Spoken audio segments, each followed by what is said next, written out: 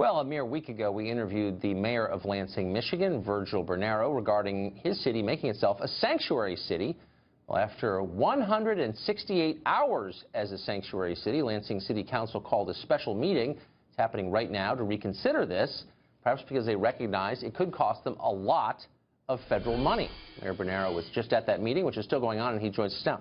Mr. Mayor, thanks a lot for coming on. So last time we talked, you explained that you were going to make Lansing basically heaven on earth. I'm maybe overstating a little bit, but just like a great American city by letting a lot more people come there illegally and work for really low wages.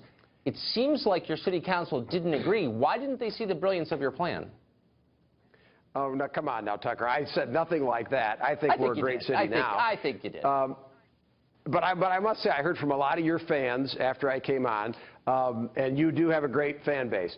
I think it's wonderful. Look, what we're seeing is democracy in action, Tucker, and this discussion is part of it. I think we should have more conversations where we shed light and not heat, and I appreciate that. That's one thing I appreciate about your show is that people get a chance to talk. You talk about real issues, and council is having a real debate. You know, council heard from the Chamber of Commerce. I work with the Chamber of Commerce on growing business all the time in Lansing, and they're hearing from the people on both sides of the issue. I mean, they had months to do this before, and they were doing it again now, but democracy can be messy, and so you know, I encourage the debate, and I encourage the debate from among your your listeners as well. But you know, let's not have ad hominem.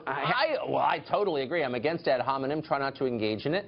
But why is there any debate when you have an idea as great as yours, just bringing more people illegally? Why would anyone object to that? Like, what are the arguments against that? Tucker, with all due respect, and I know you're bona fides, you know, you're well-educated in journalism. Come on, we're not, I don't believe, and there's no evidence that we are opening the floodgates to illegals by declaring it a sanctuary city or by declaring non-discrimination in our policing. There's no evidence that that's opening the floodgates at all. So one of the things, because people heard you say that, I had to answer people. They won't come, they will. Well, I don't give any city benefits. I mean, what we're doing is enforcing the law. And, you know, a group that you should feel close to, the Cato Institute, recently came out with a study that shows, in fact, undocumented workers have a 44% less likelihood of committing crimes than so-called regular Americans. So this idea that there's going to be a crime explosion is just absolute nonsense. That's the libertarian point of view, that they're more impressive than we are, and so we should just be quiet and accept them. Well, I know that some people believe that. But let me ask you this question. But it's research, and our policing shows that. I mean, they're not a problem. We police. The other thing about our last... Wait, hold on. I'm not trying to cut you off, Tucker, but I do want to talk about... Wait, no, hold on. I can't let you do that. Well, I do want to talk about the policing. I'm sure you want to talk about a lot of things, but I just want to back up to what you just said, which is that, yes, they are actually more impressive than we are. Okay, that's a point of view. Let me ask you, has it occurred to you... I never said they were more impressive. I said they commit fewer crimes. No, they're better people than we are. I get it. But what if you passed a law protecting the rights of actual citizens of Lansing, saying, hey, you have a right, for example, not to be the victim of a crime committed by someone here legally, or a law looking out for the people who are here legally, who were born here, who didn't sneak in? Do you think the city council would be opposing you on that? I doubt it. Mr. Carlson, with all due respect, we do this every day. The brave men and women of our police force every day go out and enforce the law equally. They do not profile. They do not discriminate. If you're breaking the law, you're going to be arrested in Lansing, Michigan. You know, we are going to hold, and especially, of course, we triage, so serious crimes are dealt with first. We are a pretty safe city. You know, I'm proud of the efforts that our police department has made. And the new statistics, we haven't even announced yet, but the FBI crime statistics show that we've got another year of progress. So, you know, look, crime is always an issue for every city. I'm not attacking Lansing. I just don't understand. It's a really simple thing. You say that the people who come here illegally are more morally upright than the people who are born here. I never said that. I never said that. You're putting words in my mouth. The Cato Institute, I said that the Cato Institute study shows that they commit fewer crimes. That's just a fact. So this idea that we're unleashing criminals is nonsense. My question.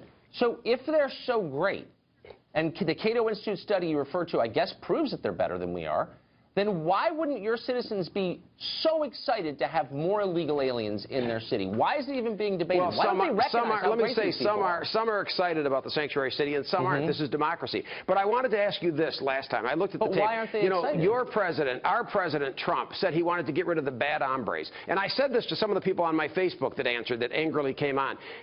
Look, the president said he wanted to get rid of the bad ones, the criminals, the rapists he was talking about. But now it seems like they want to go after every single undocumented worker. And no president has tried to do that. I understand President Obama deported some people. I'm not saying nobody should be deported, but this idea that we're going to deport 10 or 11 million people, folks that are here building a better life, I can't go along with that. And I can't allow my police force to be distracted to do immigration enforcement on behalf of the federal government. And you guys love local control. What happened to local control? Right, okay, I get it. Let me just ask you this. Who should be deported? And if you're not alerting federal authorities to the presence of illegal aliens in your community, how can they be deported? Well, I hope I don't regret this, but let me quote President Trump. He said bad hombres, okay? So let's figure out who are bad hombres. They're the ones who should be deported. What about drunk drivers? Criminals.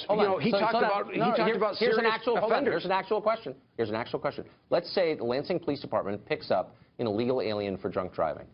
That's a bad thing, right? In New York City, that person is not reported to the feds, because their policy is to protect people here who are here illegally before American citizens. Is that your policy, too? Would you report a drunk driver here illegally to the feds?